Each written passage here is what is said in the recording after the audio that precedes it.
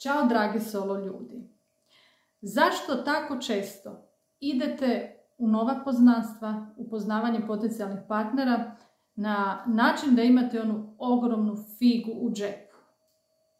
Bilo svjesno, bilo nesvjesno, ali uglavnom unaprijed se odričete onog prekrasnog, one visoke razine povezanosti, intimnosti, samo iz razloga da slučajno ne bi još jednom bili ranjivi, otvoreni za nježnost, za duboko povezivanje, za intimnost, za eroticizam, za sve one najljepše stvari.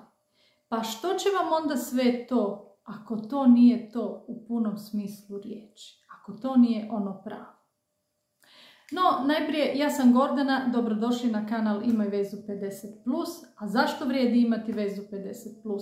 Zato jer još uvijek možeš imati i emocije, i eroticizam, i seks, i sve što si u životu poželiš, bez obzira na to što možda u jednom trenutku si izgubila i izgubio povjerenje u život, u ljude, u sebe.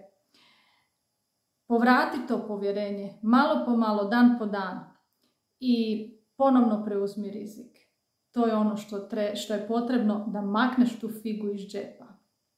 Ovaj kanal upravo tome služi, da boosta tvoje samopoštovanje, samopouzdanje, da ti pomogne pronaći nekoga ko će ti zaista odgovarati, a onda da ti pomogne u tome da to lijepo uparivanje, taj lijepi tvoj odnos kojega možeš uskoro pronaći i stvoriti, da potraje, da bude trajan, da u njemu sretno ostariš. Evo, to bi bio nekakav konačan cilj.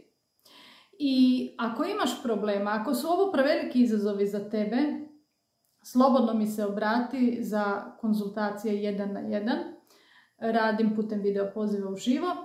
A ono što sam uvela za sve pretplatnike ovoga kanala, to si mogu priuštiti dok vas ima još tek 50-ak. Dakle, 30 minuta for free, sa mnom dijalog. Svaki dan imam nekoga na liniji. U 30 minuta ti pomažem da nekako se pozicioniraš i vidiš odakle i kako krenuti dalje.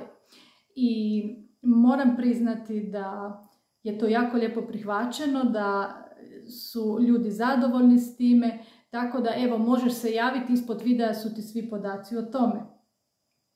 A ono što sad želim najaviti još u naredna 2 videa koje ću sad odmah snimiti, u jednome se obraćam ženama na način da objasnim koje 3 najčešće skupine muškaraca ćeš sresti ako se sada ponovno odlučiš biti otvorena za nova poznanstva, zašto krenuti online, kako i koga tu ima, sve upute ću ti dati, a nakon toga odmah i muškarcima, i vi muškarci morate znati ko je na Dating Plus sceni, kakvih tu sve žena ima i gdje se skrivaju oni pravi nebrušeni dragulji, s kim se možete i vi žene i vi muškarci najjednostavnije, najlakše sretno upariti.